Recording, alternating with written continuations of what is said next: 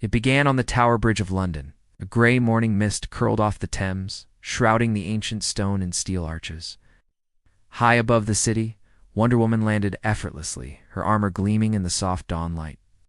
Her eyes, keen and unflinching, swept the horizon. She was not here for sightseeing. Across from her stood another figure, imposing and resolute. Captain Britton. The red cross emblazoned on his chest plate almost seemed to pulse with national pride. In his hand, the sword of might flickered with silent promise. He had received the message something powerful was approaching London. He was ready. Wonder Woman took her shield from her back and spoke first. Her voice echoed, dignified and calm. This doesn't need to end in combat. Captain Britton was equally steadfast. Maybe not. But you carry the lasso that tamed gods, and you step onto British soil with purpose. Duty demands. I know why. There was urgency in the Arancine forces manipulating the day's events, but neither hero was one for subtlety. For a heartbeat, nothing stirred. Then, with lightning speed, Wonder Woman closed the distance, her bracelets raised, deflecting a burst of psychic energy as Captain Britton called upon the magic of the Isles. Their first clash sent thunder rippling through the clouds above. Steel met enchanted gauntlet. Captain Britton's strength, drawn from the very land beneath him, was formidable. Wonder Woman pushed back with impossible grace, Amazonian power, and centuries of discipline in every move. Each was testing the other, trading blows and parries as the bridge shuddered beneath them. Spectators gathered along both banks of the river, phones raised but breathless and silent. The clash was something out of legend.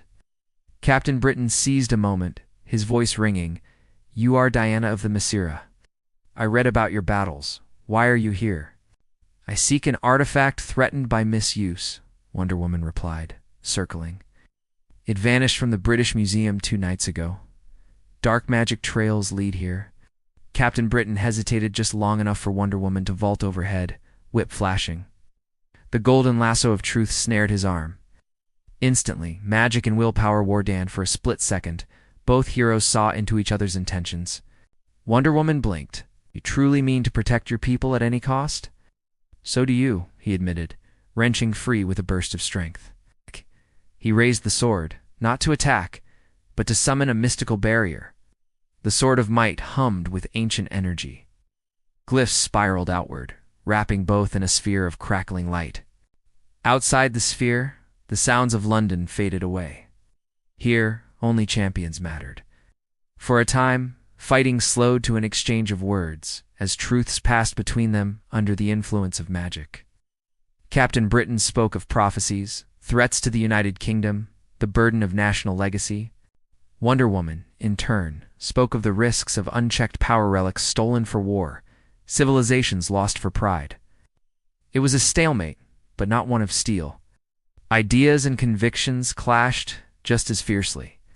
The world always wanted champions to decide in violent terms, but these two understood the cost. They circled, breathing hard, soaking in the resonance of the sword and the lasso. Neither gave ground, but neither struck. It was then that the true villain revealed themselves.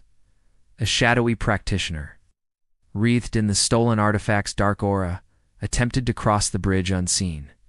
Sensing this, both heroes broke from their face-off in perfect synchrony, springing to intercept.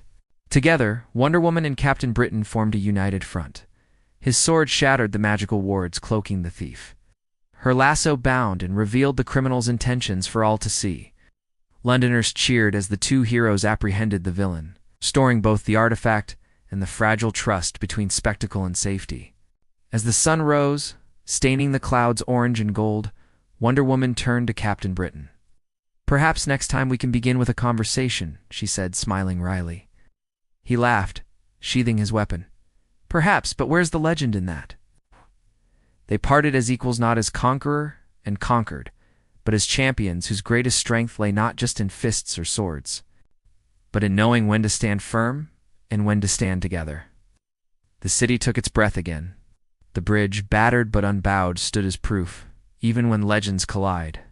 Sometimes the greatest outcome is not a victor, but an understanding.